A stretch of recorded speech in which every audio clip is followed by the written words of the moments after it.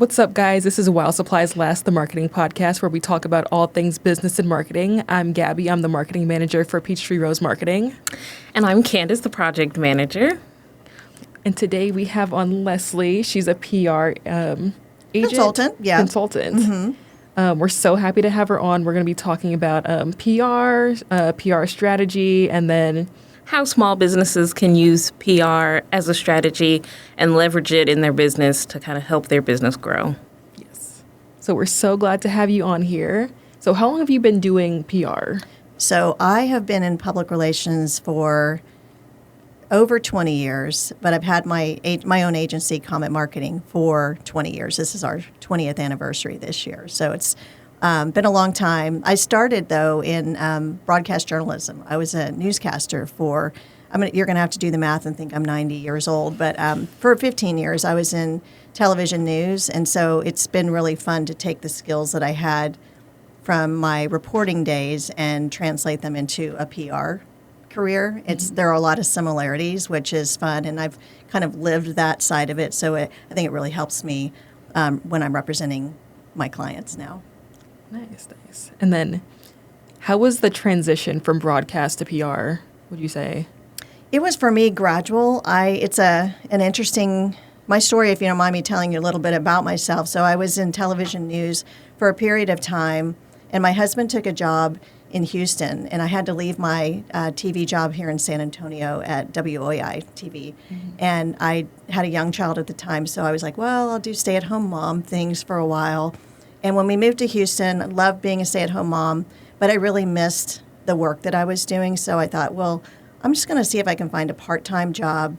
And I saw, this is back in the day when you had newspapers for job listings. So obviously I still read the newspaper every day, but we do that online. But they used to post the listings in the paper, and you would go and circle the listings. And I saw a small PR agency that was looking for a PR associate. And it asked for, obviously for PR, I knew a little bit about what it was, but I'd never done it myself. But the questions were, are you organized? Do you know how to use Excel spreadsheet? And all the questions, some of them I knew that I could do, and some of them I'd never done before. And I thought, well, you know what, I'm going to apply. And so I got hired. And so when I was working in Houston, I worked part-time for a wonderful small PR firm there.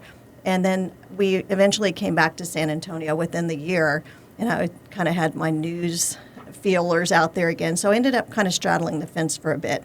I kept my job working for the PR firm in Houston for clients there, but I started back in television news here. So it was sort of just a meandering of trying to figure out where I wanted to be. And in 2004, the TV station that I was working for decided to shut down. It was a 24-hour news channel here that was, I think, a little before its time. And we found, 100 of us found ourselves unemployed in a day because they just decided that the business model wasn't working for them, and they turned off the station. And so that was sort of the fork in the road for me to figure out, what do I want to do moving forward? And that sort of was my almost push to get into PR full time, is that it was sort of a fork in the road, and I had to make that decision. And I haven't really looked back. It's been a really great experience for me. Nice. That's a very interesting story. Yeah. Would you say that was one of the most, a very specific challenge that you faced early on, or were there any other challenges that you faced early on in your career that kind of led you to where you are now? I think, when I started in public relations, I really didn't know a lot. And I will say that, getting into it, I think we were talking earlier about how do you get into public relations. There are so many different ways that people become PR consultants. Mine was sort of a gradual learning through mentors in Houston, and I ended up doing some work for other folks. But I really didn't grow up with a degree in PR. I didn't go to college for public relations. I have a degree in journalism. I was a writer, and then I'm a storyteller. And so it was trying to figure out all the things you need to know to actually be successful in PR, not just storytelling, but all the reporting, and how do you track things, and how do you have a strategy around it. So for me, it was really trial by fire in the beginning of just kind of learning, making mistakes, and doing a lot of training or education classes and talking to mentors about, and just learning by doing. So it's a little bit of a challenge when you don't come from that space to try to figure out how do I do this well and not have that imposter syndrome. And so that was challenging for me, was learning. But challenges to me are an opportunity to better yourself. And so I didn't take it as, oh, I don't know how to do this. It was like, I want to learn how to do that. And so over the course of time, now 20 years later, we've been quite successful with it. Amazing. Yeah. Would you say maybe the journalism degree helped better than having a degree in PR? I'm not saying one's better than the other, but what I do know is being a good communicator is a skill and a talent that a lot of people unfortunately don't have. And so I think being able to write well is really important in anything you do in public relations. You have to be able to not only have good grammar and good sentence structure, but really tell stories in a way that are moving people to do something.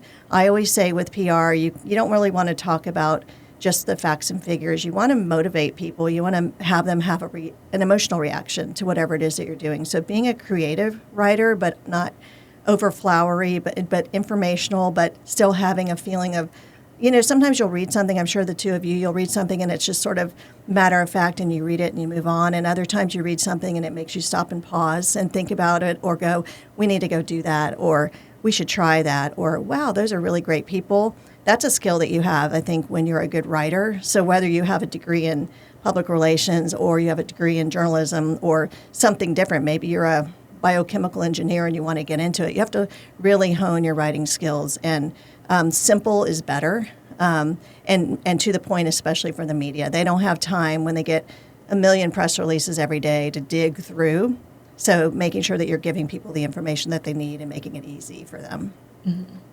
Yeah, definitely. Anytime I'm searching up brands for whatever reason, whether it's like skincare or hair care, clothing, I definitely do a deep dive. I'm reading through everything on their website, reading through their Instagrams, and some definitely have a brand voice that captures you more than others and kind of makes me want to actually buy the product and look into it more. Yeah, and I think, my mother used to say there's chocolate and vanilla. And I'm a chocolate fan. You might like vanilla better. So it's not a one-size-fits-all, but you really need to think about, as a company, who is your target market? And it's not usually just one group. It's maybe multiple groups. And then how do you speak to them in a way that is authentic, not try. I hate the word spin. That's not a word that I would ever use or try to do. I'm not trying to pull something over on people that are reading it, but I want to tell them about the nonprofit or the product or the company that I'm working with in a way that I know these are things that matter to the reader or the listener or the viewer. And so I'm making sure that I'm articulating that information in a way that resonates with them. So for you, when you're going on Instagram, there's obviously things that move you more than others. And I might read the same posts and be more moved by another. But that's why there are so many different companies. But you have to have a voice, like you said. Whatever the brand voice is, you have to have one and really make sure that it really fits who you are, so that wherever you are, you're on the website, you're on social media, you're at a press conference, that everything feels consistent so that you know what you're getting when you work with or buy from a company. Mm-hmm. So what would you say has been the most rewarding aspect of your journey in PR? I just really love working with people. And I think in the world of PR, it's not always easy. Sometimes you're dealing with crises, damaged reputations, whether it's a client at fault or they're just unfortunate victims of something that happened. But I always feel like we're doing something positive to help our clients. And I really love working with nonprofits because they're doing such great work, and sometimes they don't know how to get the message out there to let people know that they're there. There's so much noise in the world that we live in today. And it's used to be, back in the old days, you had TV and a newspaper and radio, and now you've got all this digital, and you've got hyper-local, and you've got just all kinds of podcasts. And so it's hard to know where to go to get that information. So it's really rewarding to me when I can really help whatever the company is to get their word out there and get their message out there and to reach the people they're trying to reach. So it makes me feel good that I can do something to help. Mm-hmm. That's great. So what are some foundational strategies that a brand can use to sustain a reputation? I think you just have to be introspective before you start talking about yourself outwardly. You need to figure out, who are we? And I think most companies will do a cultural assessment and kind of they may have core values that they have, or if you're super small, it's just like sitting down and talking with a colleague or a coworker or with yourself in the mirror about, who are we, who do we want to be, and how can we be our authentic self all the time. And then you need to live that. You not only live it in how you present yourself in marketing materials and press releases and things, but how are you interacting with customers? How are you interacting with your staff? How are you interacting with a board if you have one? And reputation, you need to have a foundation of a good reputation before something happens so that people know, oh, they're good people. This is an unfortunate thing that happened, rather than it's all new, they'd never heard of you, and then something happens.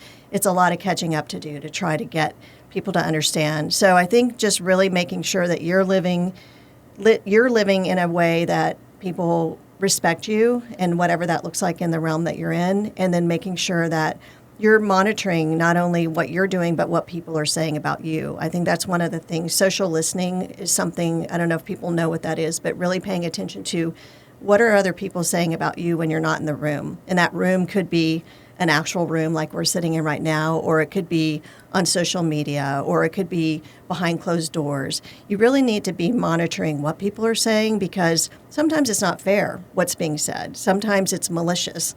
Sometimes it's misinformation that gets out there on the news, and you need to be monitoring it so that when something is said that's absolutely not true, that you don't sit back and take it, but that you figure out a strategy. You don't lash out, but you figure out a strategy to how do you set the record straight. And I think a key thing is making sure that your constituents, and I use that word to mean, again, it could be your customers, it could be your coworkers, it could be your colleagues, to make sure that they know what the information is, and set the record straight with them, not just out in the media, but really making sure that the people that you work with or do business with on the day-to-day understand and have clarity on what happened. Because I think it's so easy to have negative things happen, or sometimes you're a victim of, say, a nail salon there's some recall on some chemical that's used on your nails. I'm just making that up.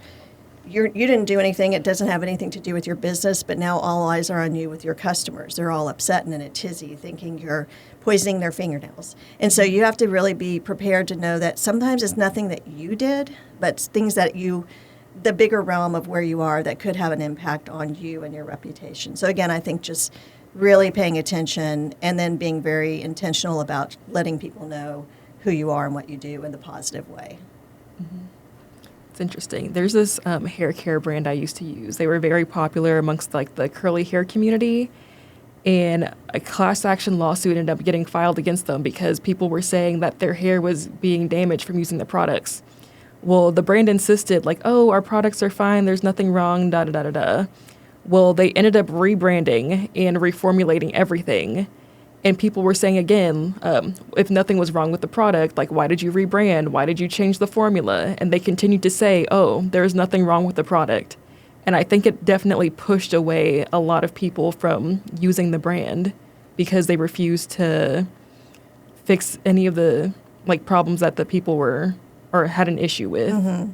And I think it's a really difficult balancing act. You have to almost put on the hat of the company that made the product. They probably have attorneys. There may have been lawsuits filed. And unfortunately, the world we live in today, people sue for the silliest of things. And so if there are anything that they say, that what they say in the court, anything that you say can and will be used against you, it's the same in the world of public relations. And so it's not to say that they maybe couldn't have handled it better. But there's like so many things that can happen with a company, and there's so many people, especially with a big company, probably like that one, where they're being told to let's just move on and keep our head down. But you're right. I mean, what happens? We're so tied to social media and the groundswell of information, and so the whole audience that they had, you're using this product. Now you're a little bit leery because you didn't feel like they were honest with you. So I think honesty, in my opinion, as much as you can be honest and transparent, is a good thing. But I do think a lot of companies worry about being too transparent because it can open them up for legal issues. And that's just an unfortunate thing. So it's a balancing act, and some people do it better than others. So, and sometimes you don't learn until after you've done what you've done, what the fallout will be. So careful, slow, thoughtful action is always the best way to go. Mm-hmm. So how would you handle any like negative press towards a brand? It depends on the brand and it depends on what the press is. But it's not really a mantra, but it's what I always tell my clients. When you have a company that is, and it could be a nonprofit organization, I'm just going to say company to be general, that is your baby. It's you've grown it and you've done everything you can, and then there's something negative. You instantly have just like this like a dagger to the heart. And what happens is people have just emotional meltdowns about the negativity that's being said. So the first thing I always tell clients is call me first, because I'm that calm outside voice that's going to keep you from jumping off the roof, or figuratively, not literally, but to really help stop you from doing things that you'll regret later. And I always say, if there's a fire, you would say, hurry, don't just sit there, do something. But when you have a crisis, you really need to not just do something, you need to sit there. And you really need to take a minute and really think about, okay, what is the impact here? How damaging could this be to our reputation? Who do we need to be talking to? And what do we need to be telling them? And you just really need to have a plan before something happens, because even the best of people sometimes become fodder for news or in a news story due to no fault of their own. They could have had something happen at their property. They could have had, like you said, the product recall, so the salon where you went, now they're dealing with that. So you really need to stop and think about, like, how is this a real crisis, or is this a situation that can be managed in a smaller way, or do we really need to do something bigger? And if you have to do something bigger, you really need to be transparent, be honest, and because people can see right through, when you're doing spins and things like that. I think the clients appreciate if you just say, we made an error. It's our fault, and we're going to make it better. I think I, as a consumer, appreciate that when I hear that on the news or hear somebody say that. But when they're like, oh, we didn't do anything wrong, and it's not our fault, it's their fault, I think it does affect how people feel about you moving forward. Absolutely. Yes.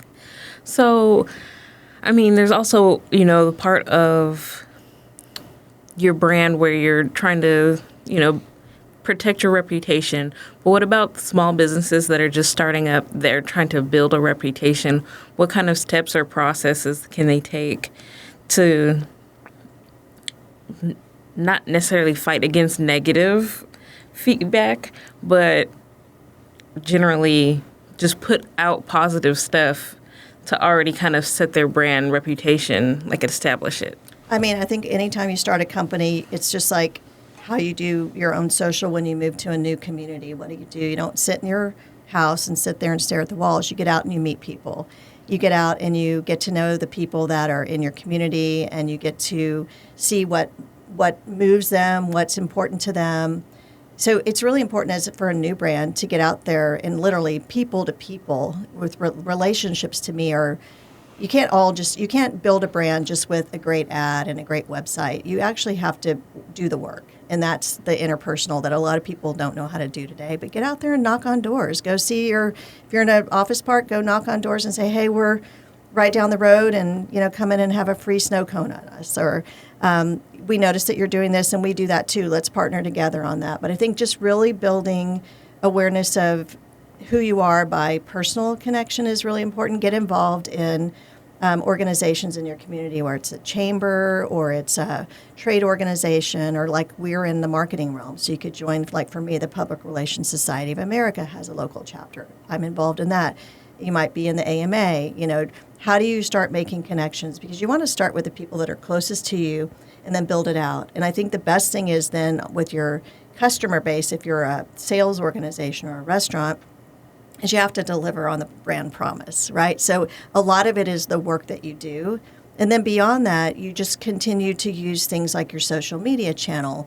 Today I'm on your podcast, so maybe this is great for my brand, but I'm just here because I like you guys and wanted to meet you. But, what are the things that you can do with your owned channels, your website, your social media, your involvement in, I always tell people I do some personal branding workshops, and you got to get out there and brand yourself. Nobody's going to do it for you. So what are those steps? And you have to figure out, like, where do I want to be? Who do I want to connect with, and then how can I not just help myself, but how can I become something bigger? Like, how can I become part of the community? Because that's what I think. How do y'all feel? I mean, I feel like the brands that I really admire are the ones that I don't feel like are just selling me things. Like, I get to know the core of who they are, and they make me laugh, or they make me smile, or they make me feel something when I engage with them in whatever way that is. I love their tacos or whatever, and the staff is always super nice. It's those kinds of things that help you. That's the little things, I think, really, that help you build that. It's a hard thing to put a word around, but it's just that who you are, that essence of who you are. And it takes work, but it can be done. For me, I like brands that work with like my favorite creators. So I want to see them working with whether it's like a really big creator or somebody small, maybe like a micro influencer. And I like to see them, like each creator, put their own spin on the brand. Whether it's like clothing or makeup, I want to see how they're using it, they're using the product. Because it might inspire somebody else to use it the same way, or inspire somebody else to try to use it a different way. Yeah, and I think it's fun to see those creators. It can be intimidating, kind of back to your point, for a small business to be like, well, we don't have the budget to hire or send product to people all over the country to do videos, or we don't know how to do that. I think those can be inspirational for small businesses to see what are the things that other people are doing. You don't have to reinvent the wheel. See what other people are doing that you think might be a fit for your brand voice, and what you do and your personality, and then maybe try to incorporate some of that into your own approach. Maybe do it on a smaller scale if you're a small local business. We actually have worked with some small businesses who are like, well, we have this real estate company, but we don't really have anything to talk about. And so sometimes it's just trying to figure out, what do you want to talk about? And everybody has a lot of things to talk about. They just don't realize how much fabulous information they have and so many things that they can talk about. So I think, how do you take what you're seeing on the big realm that you love, and how do you make it apply to a small business? And not be afraid to try things, because nobody is going to criticize you if you try something and it doesn't work, but at least you tried it, and it might actually be something that sets the world on fire, you know? Yeah. Great. Can you describe a PR campaign you say that you've managed that exceeded your expectations? I have a funny one. When y'all sent me that question, sometimes they exceed your expectations in great ways, and sometimes they exceed your expectations in ways you didn't expect.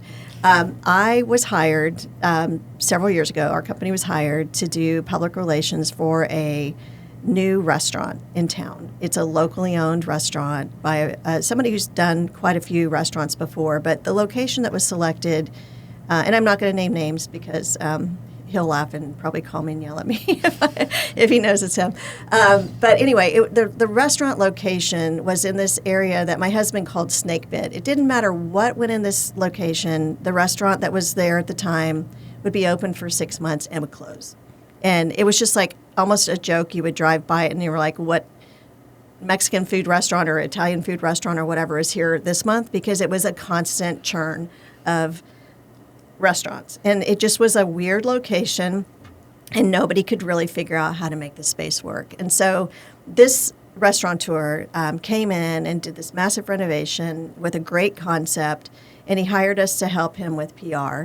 And I always tell people, be careful what you wish for. Make sure you're prepared for what could happen, because we're good at what we do, and we're going to get a lot of attention. So, I always like to I think we always promise something and then over-deliver. That's always been my goal, is to do more than what the client expects. But this one went way overboard, and they were so overwhelmed when they opened, because we had had so much PR from all, TV, radio, print, business angles, food angles, everything. And the neighborhood itself was super excited that this blight on the neighborhood was finally going to have something that they thought would stick. And so, sure enough, they opened. They could not keep up. They were overwhelmed. People were getting angry because they would run out of food at like 11 in the morning. This happened for like a whole week after they opened. And the client had called me and said, "You're fired." And I said, "Why are we fired?" He goes, "Because you've done such a great job getting PR and making people aware that we're open, that we can't handle the business. We just need to slow it down." So that was actually like an interesting thing, and I had to laugh about it, because I was like, I have all these things happening, and I have all these stories out there, and now you want me to just quit. But they couldn't handle the success that our campaign had brought to them. So I don't know what the lesson learned there is. I actually think it was a great problem to have, but it was challenging for their staff because people were not happy that this food that they had anticipated was not available when they came for lunch. But the good news is, fast forward to today, and they're a thriving business, and they're doing very well, and the owner and I are still good friends. And so it worked out in the end, but that one was an interesting campaign, and one that I always think about when someone says, what's a great campaign? That one was, I think, a great success. I love that. You did your job too well. Too well, I know. And I do think you have to be careful. That's it was a lesson learned, though, because you don't want to overwhelm yourself. So sometimes a tempered approach rather than just, all guns a-blazing is a better way to go if you're trying to move the needle in some way, but not do something that's going to really stress you out. So sometimes not doing everything all at once is maybe a better approach. So that was a lesson learned, but I still am going to put that in my success category. No, I think that's a good one to add. Yeah.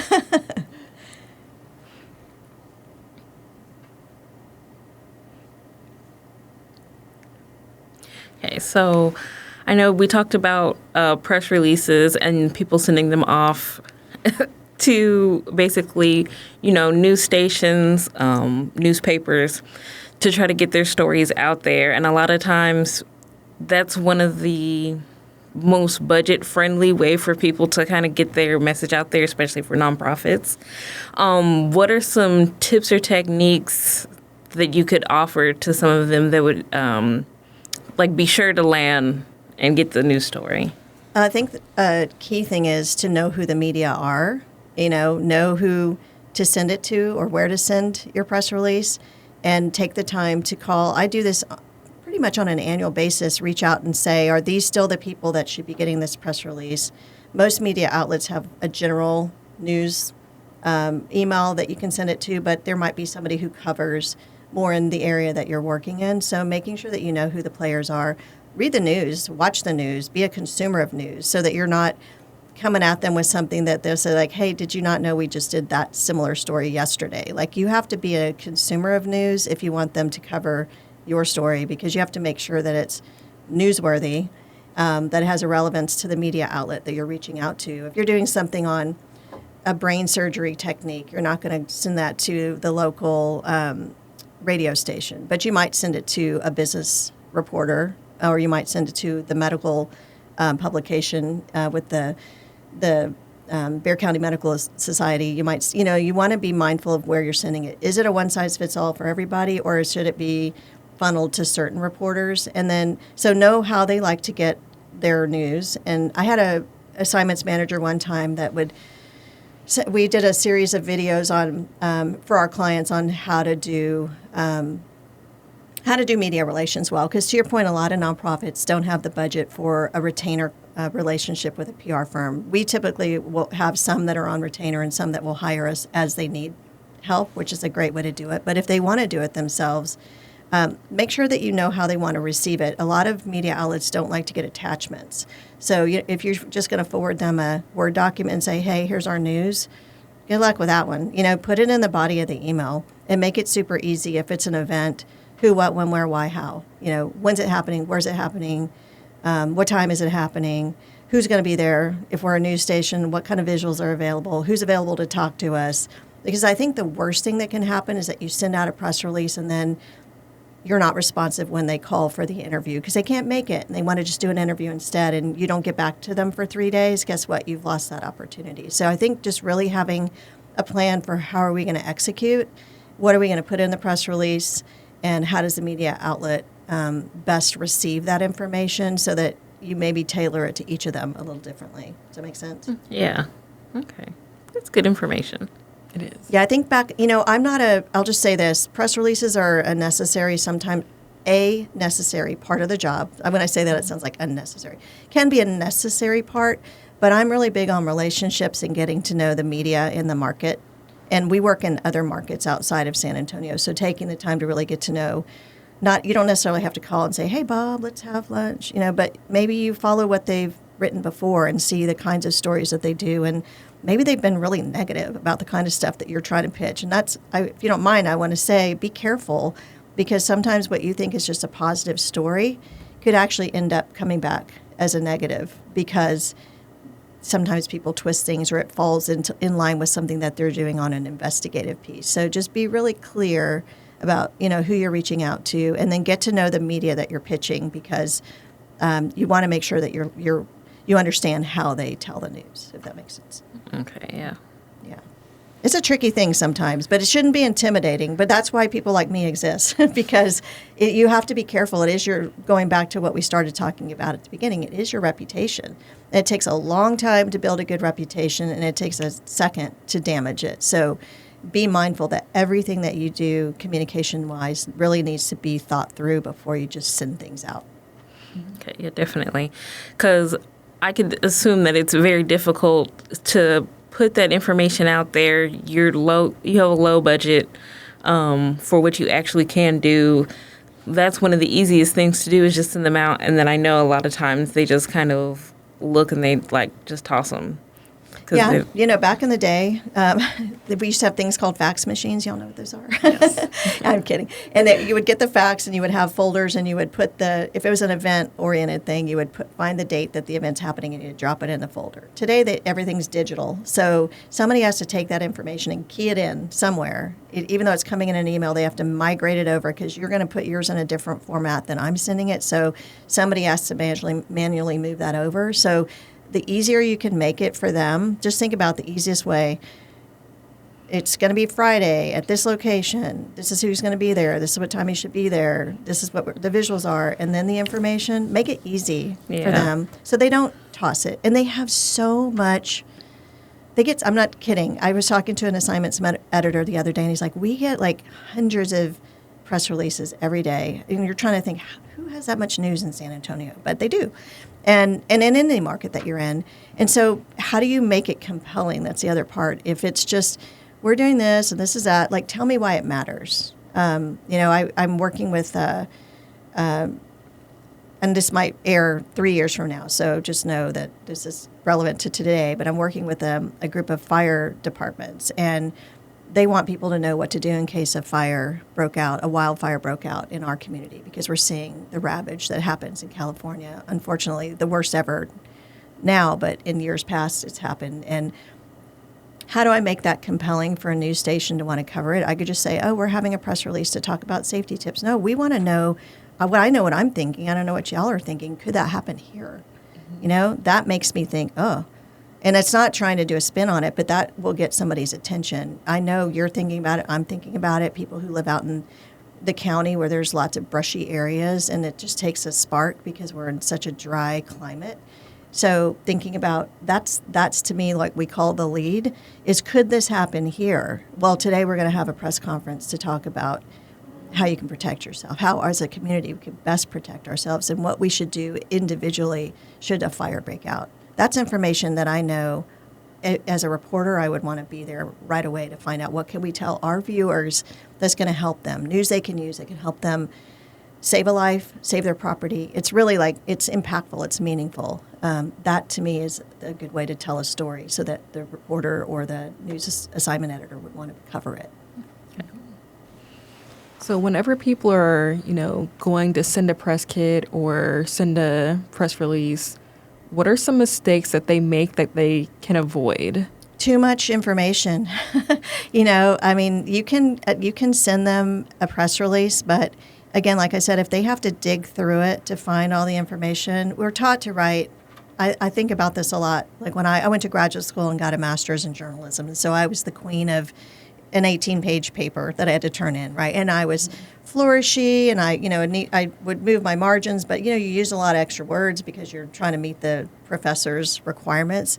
Mm-hmm. In news, you want to just be very succinct, and so I think if you're too wordy, you make it too hard for them to find it. It's harder for them to know. They want you to cut to the chase because, again, they get so many pitches. Tell me, what is your story and why it matters? And then if you want to provide all the other flowery stuff down below, go ahead and do that. But give me the high stuff at the top so I can decide at first glance, is this something that I feel fits my beat, something that our media outlet would want to cover? Is this something that our readers or listeners or viewers would care about? And if I have to dig too far, you're exactly right. Like you said a minute ago, they might just toss it because it's too much work and they don't have time. And think about how news is today. Back in the day, think about television. They had a morning newscast and a noon newscast maybe, and a 5, maybe a 6, and a 10. Now they have social media channels, and they have a website, and they have multiple hits throughout the day, and they have to keep up with all that. So they need news, but they need it to be quick and digestible to decide if it's something that they want to cover. And so that would be the one thing I would say is, if you receive this email and it's too much work for you to read through it, think about the emails that you get, and maybe have somebody who's done it a lot look at it for you and give you feedback. And I typically, when I write releases, I'll write them and then I'll rewrite them and then I'll write them again, because you can always streamline your copy. And so it's kind of the opposite of my 18-page paper. Now I want it to be 1 page, right? And so how do I take all that information and whittle it down? Sometimes it's bullets are easier to read rather than lots of sentences. So just think about how you can make it easy for the person that's getting that email. Or nobody mails press releases or faxes them anymore, but they might hand you something. So how do you make it easy? Okay. Good tips. Yeah. I'm just telling you, and it's not just me telling you, it's what assignment managers tell me all the time. When a client will send something on their own and say like, we would have done this, but it was too much work. So next time.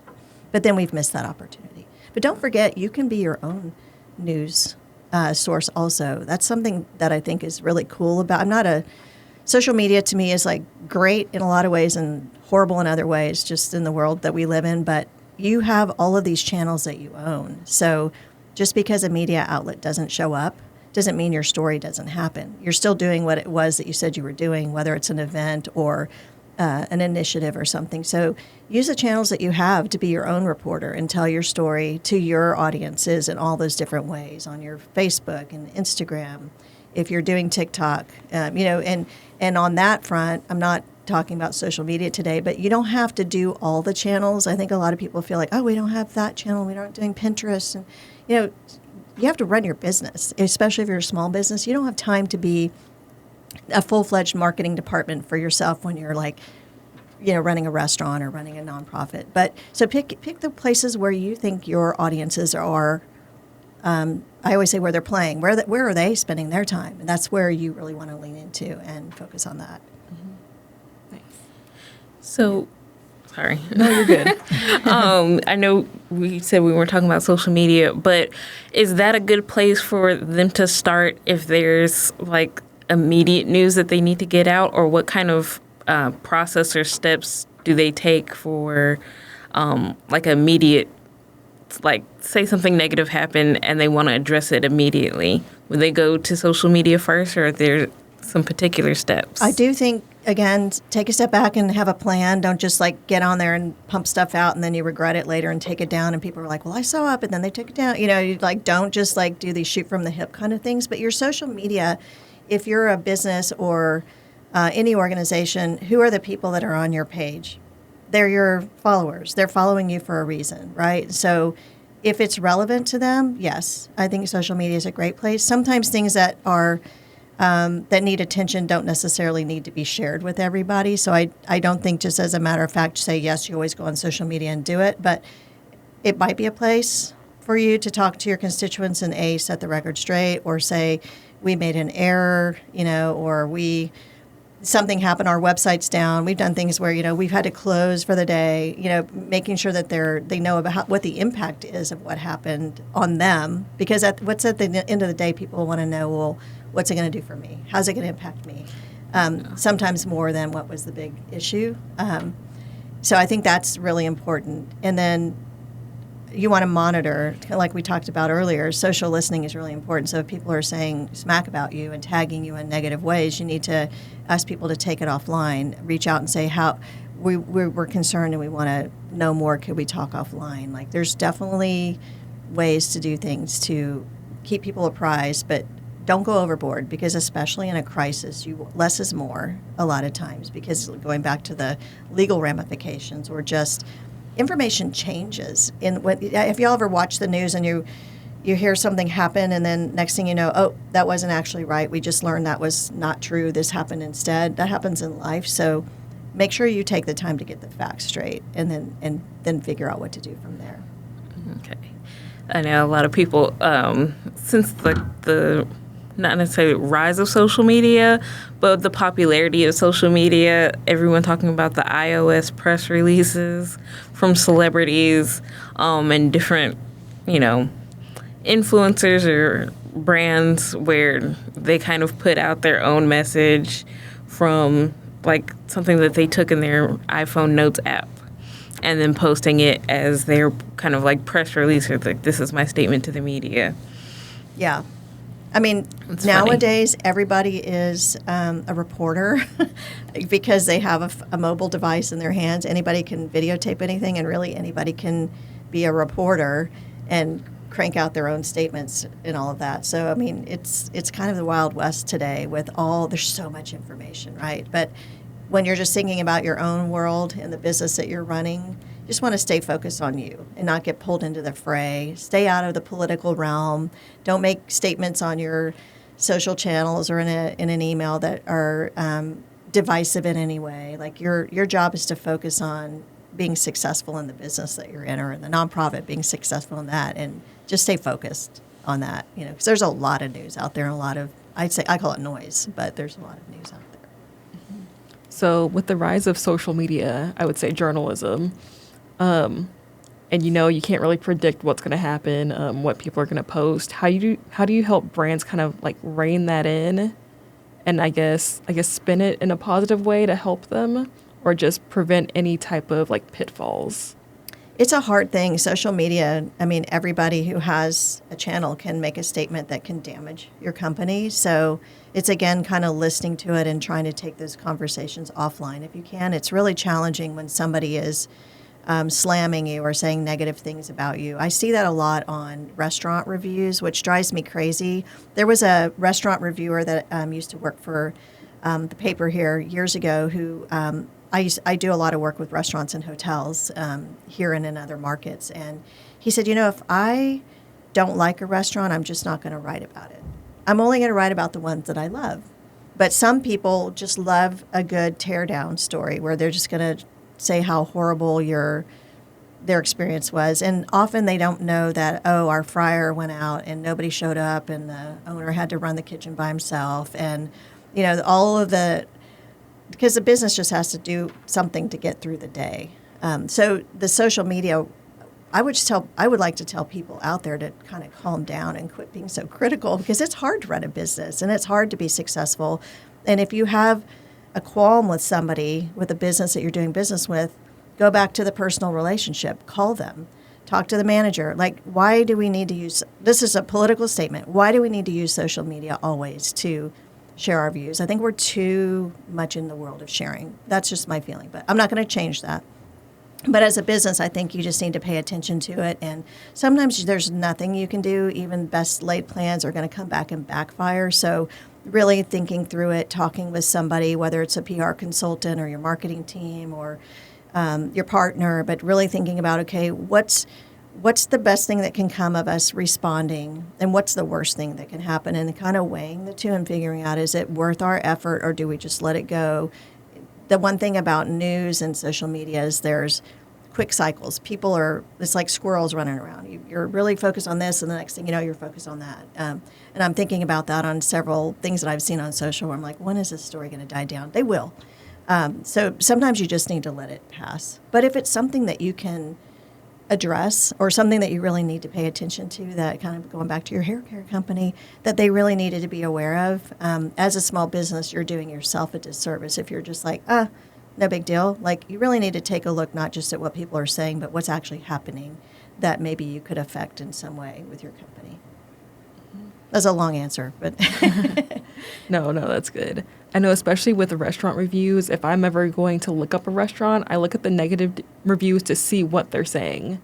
So like, I had to stand here for 5 minutes to wait, but nobody actually said anything about how the food tasted and stuff like that. It definitely affects the restaurant negatively as far as like the amount of stars that they have on the reviews. But I feel like it's unnecessarily negative, and it definitely, I guess, kind of damages their brand in a way too. And if you think about it, not many people go online to say, well, some people do, but in my experience in looking at pros and cons, not as many people go on and say, I had the most amazing meal. But when people have a really bad experience, they're quick to post about it. And so you want to think about, from a PR perspective, like your Google reviews and things like that.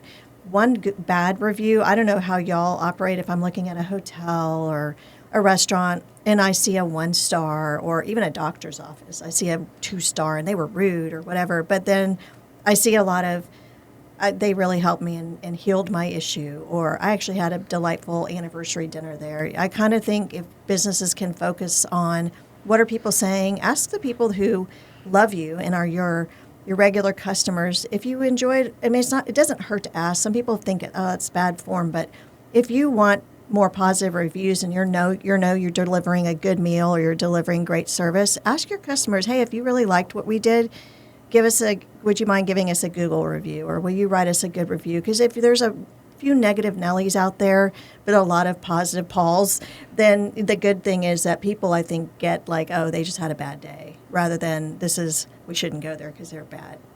So I think you have to you can't just take it. Like, what can you do? What action can you take as a business owner when there's some negative stuff happening that can help you shine a brighter light? Because that's the whole purpose, is that you want to be successful. But again, make sure that whatever happened, if there was a problem, that you address it with whoever posted it. Yeah. Okay, great. Yeah. So besides just looking at like positive reviews, what's another way that people could measure how effective their, PR strategies are helping them? Well, typically with a strategy, you have a goal.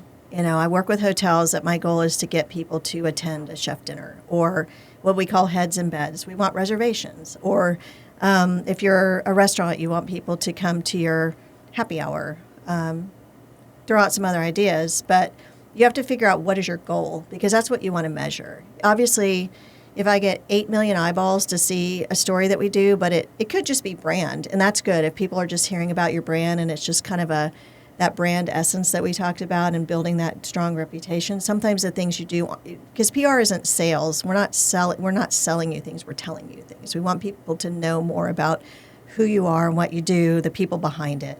Whereas sales is buy this plant or buy this meal. So there's a difference. But I think that let's go back. Ask me that question again, because I want to make sure I'm answering your question properly. Let me see if I can remember exactly what I asked. So basically, besides like getting positive feedback, what are the other ways that you can measure? Measurement. That's right. So thank you. I had a brief moment where I went down to tangents.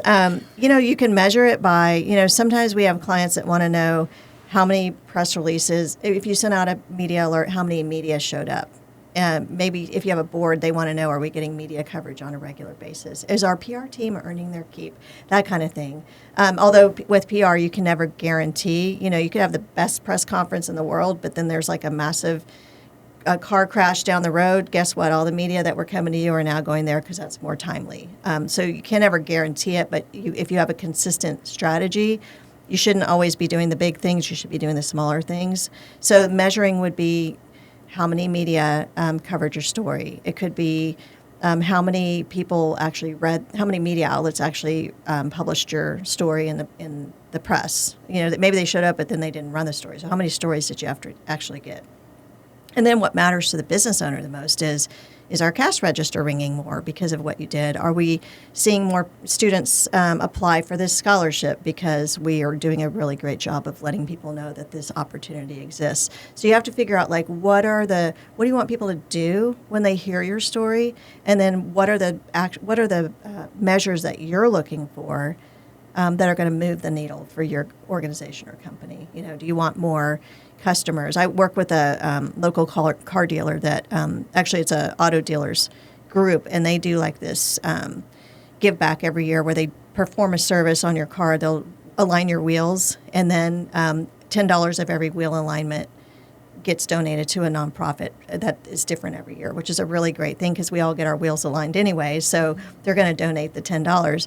But if they're trying to drive people to the car dealers during that month, because that'll help them raise the most money. So in their case, it's building awareness about this nonprofit initiative, and then how much money were they able to give back to the community because of it. So a lot of different ways, and you have to figure out what are the metrics that we need to know, that are not just that we need to know, but that we want to have happen, so that we can say that we were successful. And if you're not successful, that's okay, I think, because sometimes best laid plans, they don't go the way you'd hoped, and then you try to figure out, what could we do differently next time, or what should we have done differently that maybe would have had a different outcome? Because I think sometimes those lessons learned are just as important as those success stories that you have. Mm-hmm. All right, great. So one last question. We're gonna go ahead and wrap up. But how would you say small businesses can use PR to compete with larger companies? Okay, I'm going to give you this story, if you don't mind, of the peanut butter jar on the bottom shelf at H-E-B. Okay. You're going to have Peter Pan, Jif, all these other big national brands right at eye level. If y'all know much about grocery setups, they pay for their slotting, right? And so they're right front and center. And down on the bottom shelf, there's this teeny tiny little company that has really great peanut butter, and they're probably made in Brenham, Texas or something. But I've never seen it. I don't know anything about it. It's down there, and when I'm walking, it's not at eyesight. The PR part of it is, I need to hear from you. I need to know, hey, I'm down here on the bottom shelf. Take a look at me. And hey, by the way, did you know that we're locally made, and that our company employs 300 people from our community, and that we donate to this nonprofit that benefits children in our community. And and by the way, our peanut butter is all natural, and these peanuts are just grown down the road. And, it's on and on and on and on. You need to use those stories, and sometimes it's just trying to figure out, what do? We don't have to be big and strong and national distributors of a national brand, but you have something that will motivate me, the consumer, to buy your peanut butter. But I have to know that you're there, and I have to know who you are and why you matter to me, and why I like your brand, because you're doing good things for kids in my community. So I don't want small businesses to ever feel like we don't have the budget. You can do a lot with a little, especially nowadays with all the own channels that you have, and then with some really smart strategic PR to really help people get to know who you are, why they should be an ambassador of your brand, and why they should buy your peanut butter. So don't be afraid, because everybody has those value propositions. You just need to figure out what is special about you and why should people care. Mm-hmm. Yeah, I love that. Yes. Well, thank you so much for joining us on this episode of While Supplies Last. It was a lot of fun. It was so nice to meet y'all. Yeah, I feel like... Oh, sorry. No, it's okay. It was just great to meet you, and it's always fun to talk about it, because I think, for me, I do what I do all the time, but I think PR is a word that people don't really necessarily know what it means, and so it's really just any kind of communication that gives you the opportunity to talk about yourself in a positive way, and to connect with people in a positive way. So I encourage people to do it. Yeah, I feel like there is so much more that we could have talked about. And Definitely. touched on. I'll come back another time. We'd love to have you back. We had way more questions. Thank you. Yeah, but do you want to go ahead and promote yourself? Tell the people where they can find you if Sure. they want any. So it's Komet Communications, Komet with a K, so Komet, communications.com. And we are a San Antonio woman-owned business, and really love working with small companies to help them move the needle in different ways, whether it's ongoing or as needed with regular public relations or social media or crisis management. So if anybody has an interest in ever having a conversation, they can go online and send me a message, and I'd be happy to respond. All right, great. Well, thanks again, guys, for watching. This has been While Supplies Last, the marketing podcast. You can find us at Peachtree Rose Marketing on Instagram, Facebook, LinkedIn, and TikTok.